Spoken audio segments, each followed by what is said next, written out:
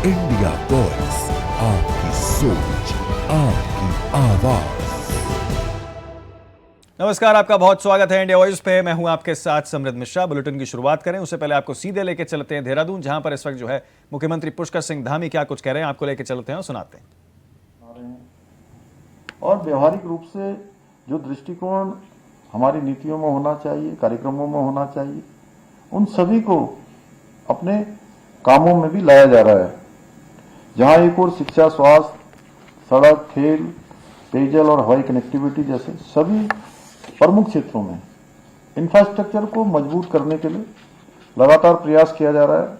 वहीं local for vocal, make in India, startup India जैसी पहलों के माध्यम से विकसित भारत और विकसित उत्तराखंड के स्वप्न को साकार करने की दिशा में भी निरंतर कार्य किया जा रहा है। हमारी सरकार प्रदेश में औद्योगिक विकास को प्रोत्साहित करने के लिए भी निरंतर कार्य कर रही है और इसी को ध्यान में रखते हुए वर्ष 2023 में दिसंबर माह में यहीं देहरादून में इन्वेस्टर ग्लोबल समिट का आयोजन किया गया था। और इस ग्लोबल समिट में हम सबके लिए एक बड़ा अच्छा अनुभव ये रहा कि जब कभी भी समिट होती थी तो समिट के बारे में एक धारणा बन गई थी कि समिट होती है, लोग आते हैं, एमओयू साइन करते हैं, लेकिन धरातल पर कुछ उतरता नहीं है। जब हम समिट कर रहे थे तो मैंने माननीय राज्यपाल महोदय से उनका परामर्श लेने के लिए मैं उनके पास गया था। तो उन्होंने कहा कि आपकी क्या अपेक्षा है। तो मैंने उनको कहा कि हम सोच रहे हैं कि 2-2.5 लाख करोड़ रुपए का एमओयू हो जाएगा। तो मेरा भी पहला अनुभव था। आप सबको तो पता है, जब मैं मुख्यमंत्री के रूप में इस जिम्मेदारी पर आया तो बहुत अनुभव नहीं था मेरे पास। कभी गणेश जोशी जी की तरह मंत्रिपरिषद में भी नहीं रहा था मैं। तो मैंने ऐसे ही कहा उनसे, मैंने कहा 2-2.5 लाख करोड़ का हो जाएगा जी, तो बहुत हो जाएगा। तो उन्होंने भी कहा कि हाँ 2-2.5 लाख करोड़ हो जाए तो अच्छा है, बहुत अच्छा रहेगा। उसके बाद हमने प्रत्येक बड़े शहर में देश के और दुनिया के भी कुछ शहरों में, और मुझे पहली बार लंदन भी जाने का अवसर मिला इसमें, पहली बार ही दुबई भी गया, पहली बार मैं अबू धाबी भी गया। बहुत सारे ऐसे स्थान हैं जिसमें मैं पहली बार गया और ये मेरे साथ बड़ा संयोग भी है कि सब पहली बार ही होता है।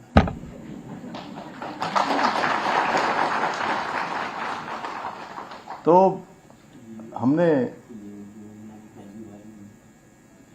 पहली बार तो प्रधानमंत्री जी आए हमारे 8 और 9 तारीख को हमने यहाँ इन्वेस्टर समिट का आयोजन किया। और जिस शहर में हम जा रहे थे एक अच्छा अनुभव ये हो रहा था कि कहीं 15,000, कहीं 20,000 करोड़ के, कहीं 25,000 के, कहीं 40,000 करोड़ के लगातार हमारे निवेशकों के साथ समझौतों पर, हमारे ज्ञापन पर समझौते होते जा रहे थे, हस्ताक्षर हो रहे थे। और ऐसा करते करते करते लोग कहते थे कि जिस दिन सबमिट होती है उस दिन जो है सारे लोग एक साथ हस्ताक्षर करते हैं और फॉर्मेलिटी पूरी करके चले जाते हैं। सच बताऊं तो हमको कोई फॉर्मेलिटी करने की जरूरत नहीं पड़ी। और जिस दिन सबमिट का प्रधानमंत्री जी ने यहाँ पर शुभारंभ किया उस दिन तक हमारे 3,56,000 करोड़ के हमारे समझौतों के शेयर ज्ञापन हमारे संपन्न हो गए। चलिए जी, इतने से भी बात बनी नहीं। क्या है कि हमें बहुत परीक्षाएं देनी पड़ती हैं, रोज परीक्षा है। आप लोग तो जो हमारे अधिकारीगण हैं वो पहले पढ़ाई लिखाई में परीक्षा देते हैं, फिर नौकरी मिल जाती है, सेवा मिल गई, आईएएस, पीसीएस, आईपीएस या आईएफएस, जितने भी ये सब हमारी सेवा के विभिन्न वो होते हैं। क्यों सुंदरम साहब, आपको हंसी नहीं आ रही है? श्रीधर बाबू को हंसी आ रही है, मेरी बात समझ गए कि मैं क्या कहना चाह रहा हूं। तो आप लोग जब परीक्षाओं में हो जाते हैं और सेवाएं मिल जाती हैं, जो भी जिस कैडर का है, मैं तो सभी, चाहे कोई भी कैडर हो, कोई भी सेवा हो, मेरा सबके प्रति बहुत सम्मान है। क्योंकि मैं ऐसा मानता हूं कि काम कोई भी छोटा नहीं होता है। हर काम जो है वो अपने आप में बहुत बड़ा, उसका करने का तरीका, उसकी सोच का तरीका, उस पर निर्भर करता है कि वो काम कैसा है। तो आप लोगों का मैं कह रहा था कि उस दिन फिर कई लोग ऐसा मान लेते हैं जिस दिन सेवा शुरू हो गई, क्यों मेहरबान जी, ऐसे ही सेवा शुरू हो गई तो उस दिन मान लेते हैं कि अब काम हमारा खत्म हो गया, सरकारी सेवा हो गई, और उसके बाद तो फिर जो है अब तो गाड़ी भी होनी है, बंगला भी मिलना है, सैलरी भी मिलनी है, और 60 साल की आयु के बाद पेंशन भी अच्छी खासी मिलनी है, उसको भी कई लोग खर्च नहीं कर पाते, काम खत्म हो गया। लेकिन राजनीतिक क्षेत्र, ये सामाजिक क्षेत्र ऐसा है कि मैं तो जितने भी लोग ये मंच पर बैठे हैं इन सबसे बहुत छोटा हूं। अगर मैं आयु की बात करूंगा तो सविता कपूर जी के सामने तो हम लोग बच्चे हैं, अमित जी वगैरह शायद मेरे से बड़े ही होंगे, इनके बेटे या मेरे बराबर ही होंगे। गणेश जोशी जी भी कम से कम जब मैं पैदा हुआ था तो ये सेना में भर्ती हो गए थे। अच्छा, हाँ, ये बात मैं ऐसे नहीं कर रहा हूँ, मैं इनके साथ वहाँ गया लंचडाउन में, हमारे जो गढ़वाल राइफल का जो हमारा सेंटर है उसमें वहाँ कार्यक्रम हुआ, तब इन्होंने बताया कि 1975-76 में मैं जो है यहाँ भर्ती हो गया था, यहाँ पानी लेने वहाँ जाते थे। उमेश शर्मा काऊ जी मेरे बड़े भाई के रूप में गार्जियन का काम करते हैं। हमारे जो है खजानदास जी हमेशा जो है हमारा प्रोत्साहन करने के लिए, जरा सा भी कुछ होता है तो आ जाते हैं, कहते नहीं ये ऐसा नहीं, ऐसा वैसा।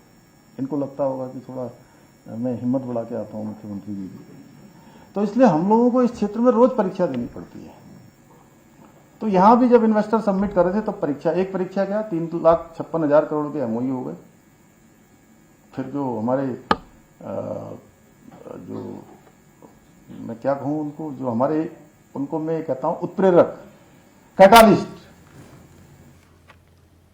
आगे बढ़ते हैं बाकी खबरों की ओर। आपको बता दें, समाजवादी पार्टी के राष्ट्रीय अध्यक्ष अखिलेश यादव का एक वीडियो सोशल मीडिया पर काफी तेजी से वायरल हो रहा है। वीडियो संसद के शीतकालीन सत्र के दौरान का बताया जा रहा है, जिसमें अखिलेश यादव संसद परिसर के बाहर सपा कार्यकर्ताओं से मुलाकात करते हुए नजर आ रहे हैं। इस दौरान उनकी नजर मेरठ से आए एक कार्यकर्ता सम्राट मलिक के कोट पर पड़ी है। आपको बता दें, कोट की तारीफ करते हुए अखिलेश यादव ने मजाकिया लहजे में कहा कि ऐसा एक कोट उन्हें भी सिलवाना है। उन्होंने कारीगर के बारे में उन्हें जानकारी ली और उसे अपने पास भेजने की बात कही। अखिलेश यादव ने इसे हल्के फुल्के अंदाज में कार्यकर्ता मुस्कुराते हुए दिखे। वीडियो को सोशल मीडिया पर खूब पसंद भी किया जा रहा है।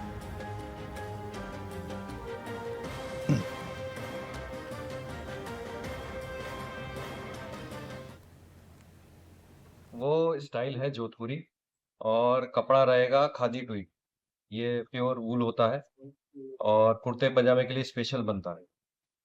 तो कौन स्टिचर यहाँ से भेजा जा रहा है, किस यहाँ तरीके हमारे से? सबसे जो अच्छे मास्टर जी हैं, जो बेस्ट हैं, उन्हीं को भेजा जाएगा और मेरा प्रयत्न रहेगा कि मैं खुद भी जाऊं। मैं परसों पार्लियामेंट में गया था, तो मुझे ये मालूम नहीं था कि आदरणीय राष्ट्रीय अध्यक्ष जी पार्लियामेंट आ रहे हैं। अचानक से मुझे पता लगा राष्ट्रीय अध्यक्ष जी पार्लियामेंट आ रहे हैं। तो जब राष्ट्रीय अध्यक्ष जी आते हैं तो हम लोगों को जब उनसे मिलना होता है, हम आसपास वहीं खड़े हो जाते हैं। तो उनका भी ये व्यक्तित्व है और उनका ये नेचर है कि जब वो अपनी गाड़ी में बैठते हैं तो जो लोग आसपास होते हैं तो उनसे मिल लेते हैं। मैं उधर ही खड़ा था, तो जैसे ही राष्ट्रीय अध्यक्ष जी ने मेरी तरफ निगाह पड़ी उनकी, तो उन्होंने कहा कहाँ से लाया ये कोट? मैंने कहा विद्यार्थी पे गिराया। तो कहा मैं मेरठ में। तो बोले लेके आना टेलर, हमारे लिए भी सिलाओ। तो अब उनका आदेश हुआ है, वो राष्ट्रीय अध्यक्ष जी हमारे नेता हैं, हमारी जान अखिलेश यादव जी में बसती है, तो उनका आदेश हुआ है, उनके आदेश का पालन करते हुए मैं विद्यार्थी खादी भंडार पे खड़ा और यहाँ सब लोग उत्साहित हैं। ये तमाम लोग चाहते हैं कि हमारी दुकान का बना हुआ कोट राष्ट्रीय अध्यक्ष जी पहने और बहुत जल्द 1 या 2 या 3 दिन के अंदर यहाँ के जो सबसे शानदार टेलर मास्टर हैं, जिन्हें मास्टर जी कहते हैं, वो जाएंगे और यहाँ के ओनर है वैभव भाई, वो जाएंगे। हम सब लोग जाके उनका नाप भी लेकर आएंगे और बहुत जल्दी आप उनके सीने पे मेरठ का बना हुआ काला कोट देखेंगे।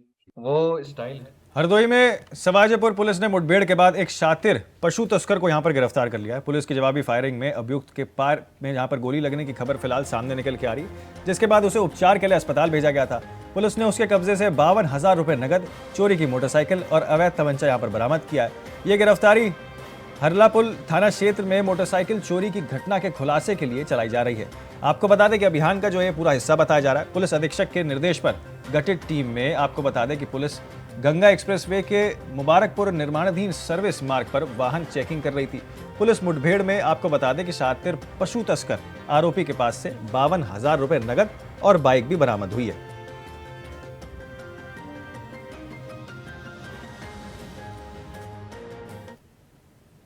तो यूपी के जौनपुर में ठंड अपने शबाब पर है और इस दौरान सबसे ज्यादा परेशान सड़क पर रेन बसेरे करने वाले गरीब लोगों को हो रही है। उनके पास ना कंबल है और ना ही अलाव की सुविधा है। इस स्थिति का संज्ञान लेते हुए जिलाधिकारी डॉक्टर दिनेश चंद्र ने देर रात जिले के सभी विभिन्न जितने भी तमाम रेन बसेरे हैं उनका निरीक्षण किया। निरीक्षण के दौरान उन्होंने जरूरतमंदों को कंबल वितरित किए और ठंड से बचाव के लिए बनाए गए अलाव और अन्य व्यवस्थाओं का जायजा भी लिया। जिलाधिकारी ने अधिकारियों को साफ सफाई, पेयजल, सुरक्षा और अलाव की नियमित व्यवस्था सुनिश्चित करने के यहां पर दिशा निर्देश भी दिए हैं।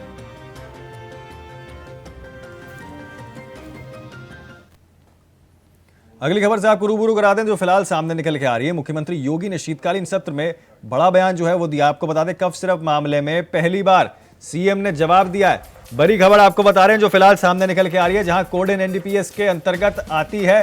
कार्रवाई जारी है। साफ तौर पर यहां पर यूपी के मुख्यमंत्री योगी आदित्यनाथ ने कहा है। प्रेस वार्ता के दौरान यहां पर जो है यूपी के मुख्यमंत्री ने सारी जानकारी यहां पर साझा की और आपको बता दें कि बड़ा बयान जो है उनका अब इस कोड इन मामले में सामने निकल के आया है। एसटीएफ और एफएसडीए ने कई गिरफ्तारियों की बात यहां पर कही है। सपा से अभियुक्तों के संबंधों की जांच भी यहां जारी है। तो आपको बता दें कि भाई वंदे मातरम के 150 वर्ष पर महत्वपूर्ण चर्चा होगी। ये खबरें भी फिलहाल सामने निकल कर आ रही है। तो आपको बता दें सरकार सभी मुद्दों पर खुलकर चर्चा के लिए तैयार है। ये बात यहां पर यूपी के मुख्यमंत्री योगी आदित्यनाथ द्वारा कही गई है। तो आपको बता दें कि सीएम योगी का बयान जो है वो सामने निकल के आया है।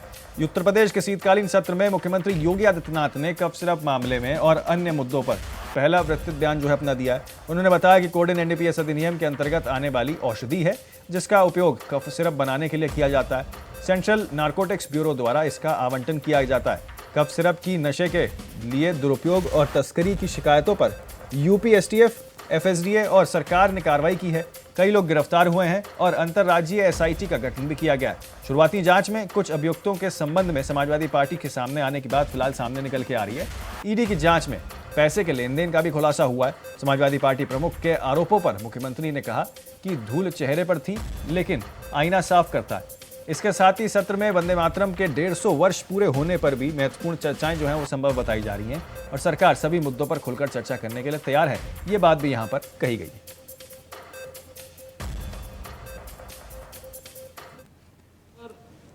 नशीले पदार्थों के रूप में इसके दुरुपयोग की शिकायतों के बाद इस पे हम लोगों ने कार्रवाई की थी क्योंकि अवैध रूप से इसकी तस्करी की शिकायतें आई थी और ये उत्तर प्रदेश पुलिस ने एनडीपीएस जो उत्तर प्रदेश का एफएसडीए विभाग है इसके नेतृत्व में हम लोगों ने उसको एनडीपीएस के दायरे में लिया क्योंकि माननीय उच्चतम न्यायालय ने भी इसको इस रूप में माना है और इस पे कार्रवाई प्रारंभ की है।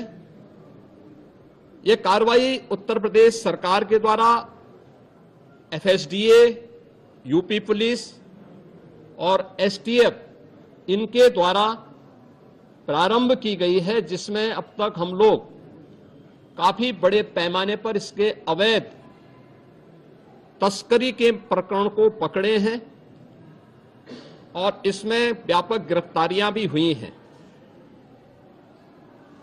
यह हर व्यक्ति जानता है कि हर माफिया के संबंध समाजवादी पार्टी से रहे हैं और मुझे लगता है आज विधानसभा में तो कार्रवाई संभवतः नहीं चलेगी क्योंकि विधानसभा के हमारे एक सिटिंग माननीय सदस्य के आकस्मिक निधन के कारण वहां कॉन्डोलेंस होगा लेकिन विधान परिषद में हमारे विधान परिषद के नेता सदन इस मुद्दे को वहां पर अगर उठेगा तो जरूर इस मुद्दे को वहां पे रखेंगे, अन्यथा हमारी ओर से कोई माननीय सदस्य बाहर भी अगर सदन में उठेगा ठीक है, बाहर उठेगा तो बाहर भी उसका जवाब देगा। लेकिन प्रारंभिक जांच में सामने आया है कि उससे जुड़े हुए जिन अभियुक्तों को एसटीएफ या यूपी पुलिस की कार्रवाई में पकड़ा गया है, उनके कुछ संबंध समाजवादी पार्टी से सामने आए हैं और समाजवादी पार्टी जो अपने कार्य के अनुरूप जिसका जो बदनाम हो चुकी है और पहले से कुख्यात है, इस पूरे मामले में भी उसकी संलिप्तता आएगी। चूंकि एसआईटी एक राज्य स्तर की एसआईटी इस पूरे मामले की निगरानी कर रही है, जिसमें यूपी पुलिस, एफएसडीए, इनसे जुड़े हुए सभी अधिकारी मौजूद हैं। इनके अवैध रूप से तस्करी के साथ साथ इससे जुड़े हुए अन्य जो महत्वपूर्ण पहलू होंगे, किन किन लोगों के पास ये धन गया है, ये बातें भी सबके सामने आएंगी और इस बारे में पूरी रिपोर्ट आने के बाद ही इसके बारे में कुछ कहा जा सकता है। लेकिन ये जरूर मैं कह सकता हूं कि जो सपा प्रमुख के द्वारा कहा जा रहा है, ये वही स्थिति है कि यही कसूर मैं बार बार करता रहा, धूल चेहरे पर थी और आईना साफ करता रहा। यानी फोटो इनकी है उन माफियाओं के साथ, तो स्वाभाविक रूप से अवैध लेन देन में भी संलिप्तता कहीं ना कहीं सामने आएगी। जांच आने दीजिए, दूध का दूध और पानी का पानी सबके सामने आएगा। धन्यवाद जी। तमाम कोर्ट सिरप मामले में लगातार सवाल उठ रहे हैं। विपक्ष को सीएम योगी आदित्यनाथ ने आज एक बड़ा बयान दिया है। उन्होंने अपने बयान में कहा कि जिन अभियुक्तों को पकड़ा गया है उनके कुछ संबंध समाजवादी पार्टी के साथ सामने आए हैं।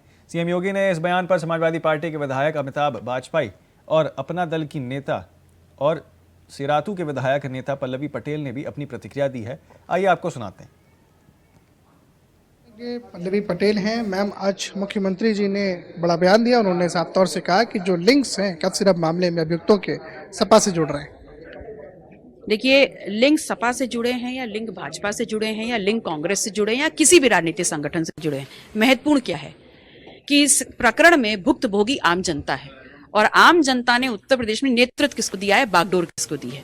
तो जिसको बागडोर दी है वो उस कुर्सी पे बैठा है जहां निष्पक्ष जांच होनी चाहिए, ये आप इंश्योर करिए। और जो भी उसमें लिप्त हो, उसके तार कहीं भी जुड़े हो, वो कितना भी प्रभावशाली हो, उसके खिलाफ कड़ी से कड़ी कार्रवाई हो। ये मुख्यमंत्री कहते नजर आए कि दूध का दूध पानी का पानी हो जाएगा। शायरी में भी तंज उन्होंने जो है वो कहा, क्योंकि लगातार देखने को मिला कि सपा तो अभी तक घेर रही थी लेकिन सामने से कोई जवाब इतना माकूल नहीं आया था। फोटो की भी बात उन्होंने कही कि फोटो भी दिख रही है कुछ सपा के नेताओं के साथ अभियुक्तों की। इस पर क्या कहेंगी मैम?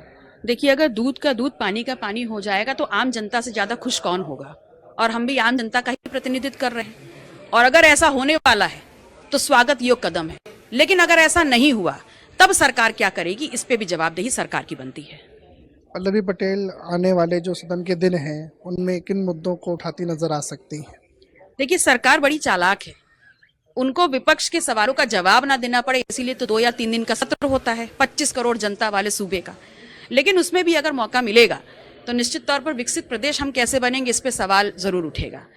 यहाँ पर आम जनता की सहूलियतों के लिए सरकार क्या कर रही है, इस पे सवाल उठेगा। हमारा जो शिक्षित युवा है उसके रोजगार के लिए सरकार क्या कर रही है, सवाल जरूर उठेगा। और इस देश की रीढ़ जो किसान है, खेत खलिहानों में रहता है, उसकी फसल के साथ वाजिब मूल्य बढ़ाने के लिए, कम करने के लिए सरकार क्या कर रही है, इस पे भी सवाल उठेगा। बहुत शुक्रिया मैम बात करने के लिए। कैमरा सहयोगी हरीश के साथ अनुराग तिवारी, इंडिया वॉइस, लखनऊ। हमारे साथ बात करने के लिए सपा विधायक अमिताभ बाजपेयी हैं। सर, मुख्यमंत्री जी ने, आप कई समय से क्योंकि कह रहे थे कोडीन युक्त कफ सिरप पे लगातार बात कर रहे थे, तो मुख्यमंत्री जी ने आज एक जवाब दे दिया। उन्होंने कहा कि तार जो है वो अभियुक्तों के वो सपा से जुड़ रहे हैं। ये सच्चाई छुप नहीं सकती। सबको मालूम है माफिया कौन है, सबको मालूम है कि ये कहाँ से बात शुरू हुई, कहाँ तक जा रही है। आप आज ये दूसरे के पाले में गेंद फेंक करके अपनी जिम्मेदारी बच नहीं सकते। 9 साल से आप सरकार में है, ये जिम्मेदारी आपकी थी, आपके संरक्षण में ये धंधा फल फूल रहा था। जब बात खुल गई है तो आप बचने के लिए कोई भी आरोप लगाएंगे, आप जिम्मेदार पद पर हैं, आपको बात जिम्मेदारी से कहनी चाहिए। हम लोग विपक्ष हैं, हम आरोप लगा सकते हैं, आप तो सरकार हैं, आप कैसे आरोप लगा सकते हैं? आपको सख्त कार्रवाई करके बात खोलनी चाहिए, तथ्यों सहित सामने आना चाहिए, तब किसी बात को कहना चाहिए। ये गैर जिम्मेदार बयान है और हम लोग सदन में इनको इस मुद्दे पर सरकार को घेरने का काम करेंगे। मुख्यमंत्री जी ने कहा कि दूध का दूध और पानी का पानी हो जाएगा जब जांच सामने आएगी। ये वो कुछ बचने के लिए कह रहे होंगे। हम लोग चाहते हैं दूध का दूध पानी का पानी हो जाए और जांच निष्पक्ष हो। इसके जरूरी है कि इसकी न्यायिक जांच करी जाए ताकि सचमुच सच्चाई जनता के सामने आ सके। तो कि कुछ फोटोज भी सपा के नेताओं के साथ में आई, तो किसी के साथ किसी की हो सकती है। हमारी आपकी फोटो खींच रही है, अब पता नहीं क्या बैकग्राउंड निकले, आप क्या बैकग्राउंड निकले हमारा, तो फोटो किसी के साथ हो सकती है, लेकिन किसके तार कहाँ जुड़े ये बात सबको पता है। तो देखिए, हमारे साथ बात करने के लिए अमिताभ बाजपेयी थे, जिन्होंने कहा साफ तौर से कि किसके तार कहाँ पर जुड़े हैं ये तो देखने वाली बात है, और सदन में ये जो मुद्दे हैं ये उठेंगे, इस बात की पुष्टि अमिताभ बाजपेयी ने जरूर कर दी।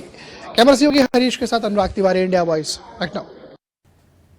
तमाम जगहों पर नशीले पदार्थों, तो देखिए किस तरीके से यहाँ पर जो है अब बयानबाजी दिखते हुए फिलहाल नजर आ रही है। हमारे साथ हमारे यूपी के स्टेट हेड रजनीश पांडे जो है वो इस वक्त फोन लाइन पर जुड़ चुके हैं, सीधे उनके पास चलते हैं। रजनीश जी, देखिए पूरा मामला जो है वो गरमाता हुआ नजर आ रहा है। समाजवादी पार्टी के ऊपर यहाँ पर कई सारे आरोप मुख्यमंत्री ने लगाए और कहा कि देखिए यहाँ पर जो है अब तूल पकड़ता हुआ मामला नजर आ रहा है। समाजवादी पार्टी के लोग ही जो हैं वो इसमें संलिप्त पाए गए।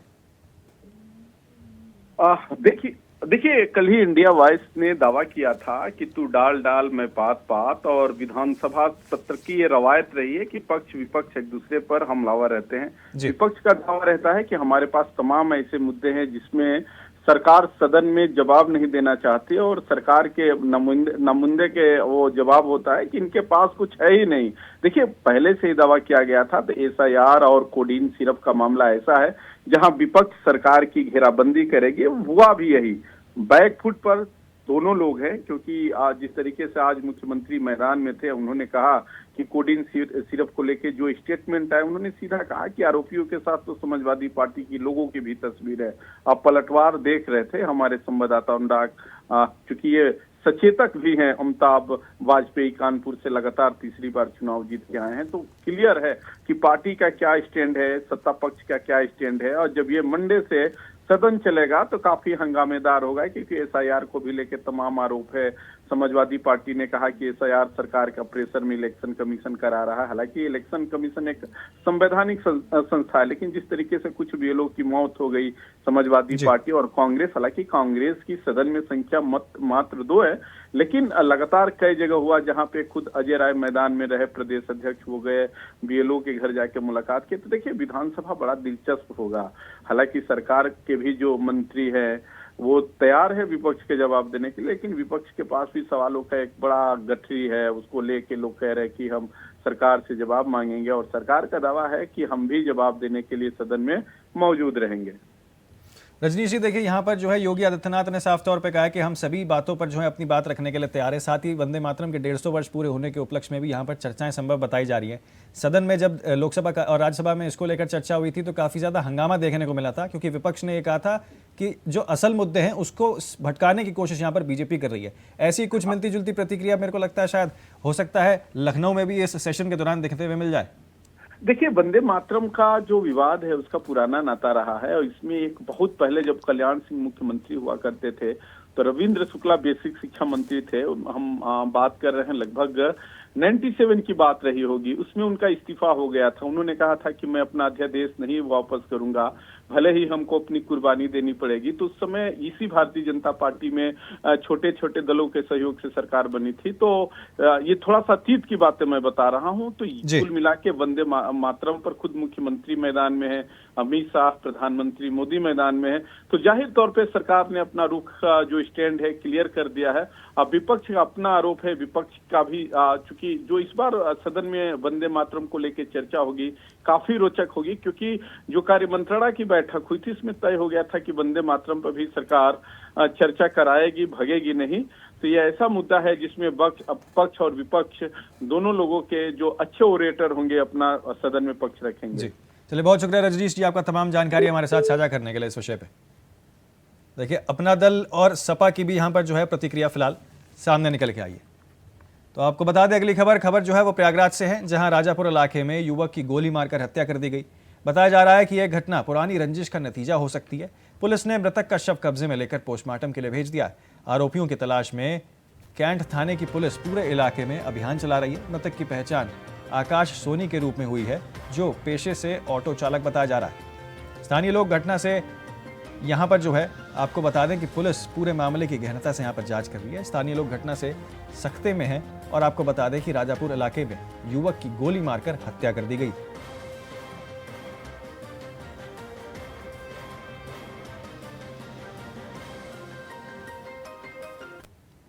तो फिलहाल के लिए इस बुलेटिन में मेरे साथ इतना ही, लेकिन बाकी तमाम खबरों और अपडेट्स के लिए आप बने रहें और देखते रहें सिर्फ इंडिया वॉइस।